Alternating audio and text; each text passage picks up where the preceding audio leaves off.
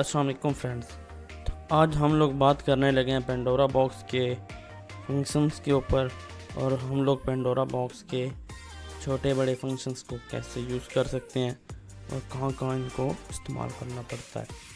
तो हम लोग जब पेंडोरा बॉक्स को ओपन करते हैं तो हमारे पास इस तरह का कुछ मेन्यू आता है।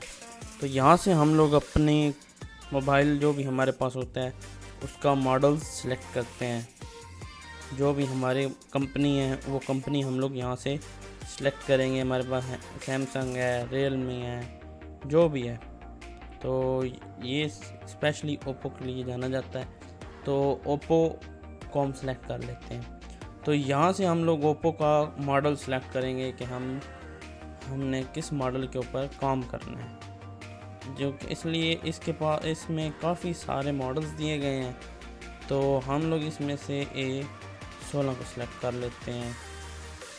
तो फ्रेंड्स, हमने अपना जो मॉडल है वो सिलेक्ट कर लिया है।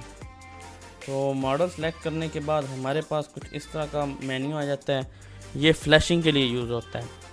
तो इसमें ये जो पहला ऑप्शन है स्कैटर फाइल, ये स्कैट लिखा हुआ है। इसका मतलब है कि हम लोग इसके अंदर स्कैटर फाइल एंटर करते हैं जो कि फ्लैशिंग के लिए यूज़ होती है।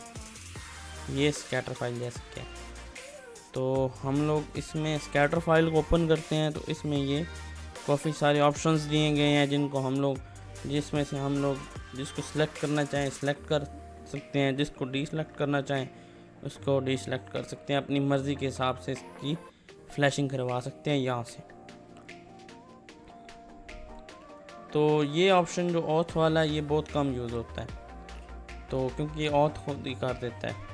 तो ये OFP फाइल है। OFP फाइल को फ्लैश करने के लिए हम लोग इसकी जो अपनी OFP फाइल मतलब कि जो मोबाइल की OFP फाइल होती है वो हम लोग इसमें लगाते हैं। हम लोग यहाँ से किसी भी मॉडल की OFP फाइल उठा लेते हैं। तो ये हमारी OFP फाइल हमने उठा लिया। तो OFP फाइल उठाने के बाद हम लोग यहाँ पे ये 3 डॉट पे क्लिक करेंगे तो ये वाला मेन्यू खुल जाता है। इस मेन्यू पे भी वही फंक्शन है कि हम लोग जो OFP फाइल के अंदर फाइल्स हैं उनको अपनी मर्ज़ी से फ़्लैश करवाएं। जो हमारी ज़रूरत की है हम लोग वो फ़्लैश करवाएं। लेकिन मैं आपको सजेस्ट यही करूँगा कि OFP फाइल में जो भी फ़ाइल हैं वो सबको फ़्लैश करें। तो अभी हमारे पास नेक्स्ट ऑप्शन आ जाता है ये वाला। तो इसमें डाउनलोड ओनली लिखा हुआ है, अपग्रेड लिखा हुआ है, फॉर्मेट प्लस डाउनलोड लिखा हुआ है।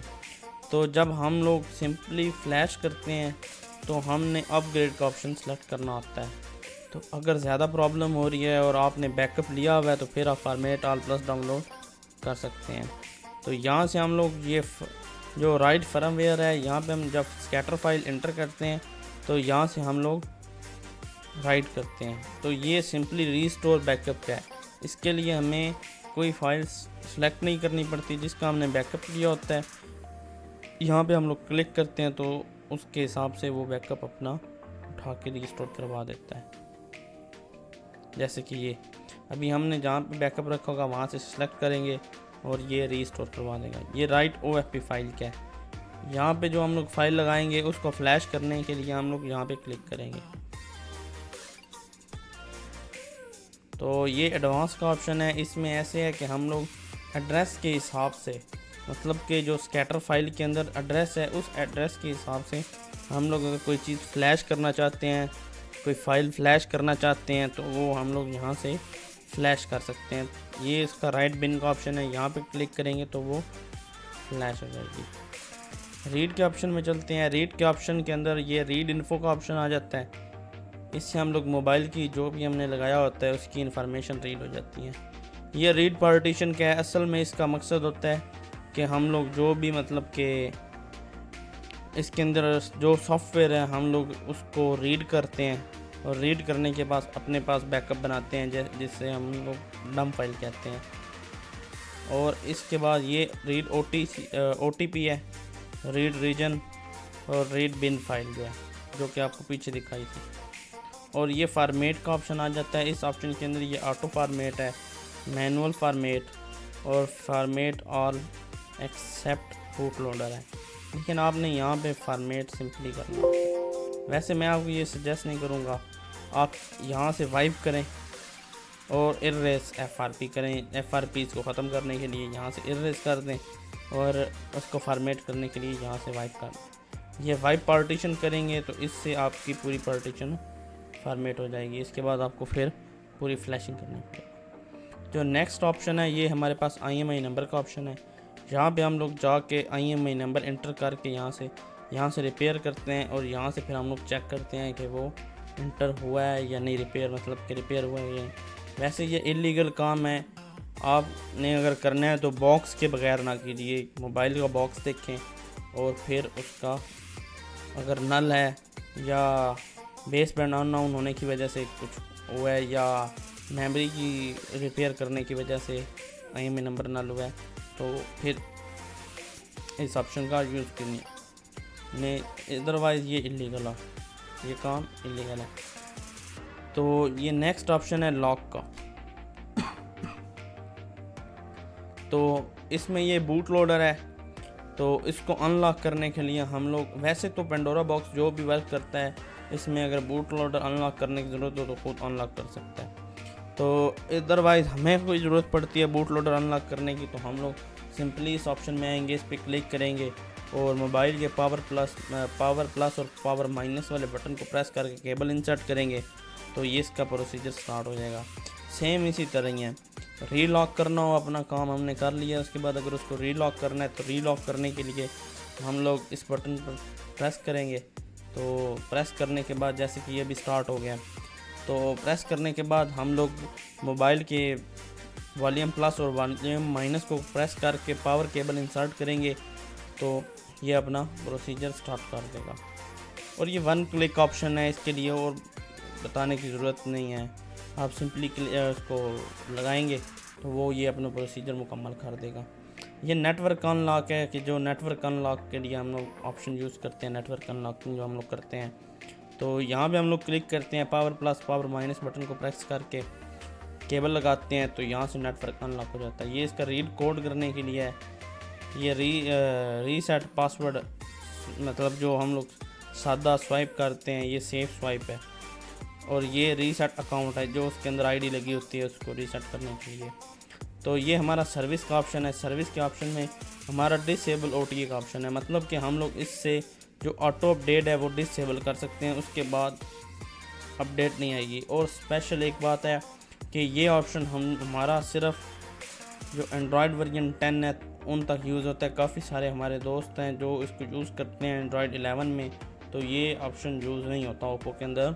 एंड्रॉयड 11 में अब ये ऑप्शन यूज़ नहीं हो रहा, ये सिर्फ एंड्रॉयड 10 तक यूज़ होता है। तो ये रीसेट DM वेरिफिकेशन एरर है, जब आपके पास DM एरर आ रहा होता है, सेट ऑन नहीं हो रहा होता, तो लोगों के नीचे लिखा हुआ आता है DM वेरिफिकेशन एरर, तो उस टाइम हम लोग इस पर क्लिक करते हैं और सिंपली मोबाइल के पावर प्लस और माइनस के बटन को प्रेस करके केबल लगाते हैं तो ये एरर ख़त्म हो जाता है। ये एरर जो फर्स्ट लोगो ओप्पो का होता है इसके नीचे छोटा सा लिखा हुआ आ जाता है।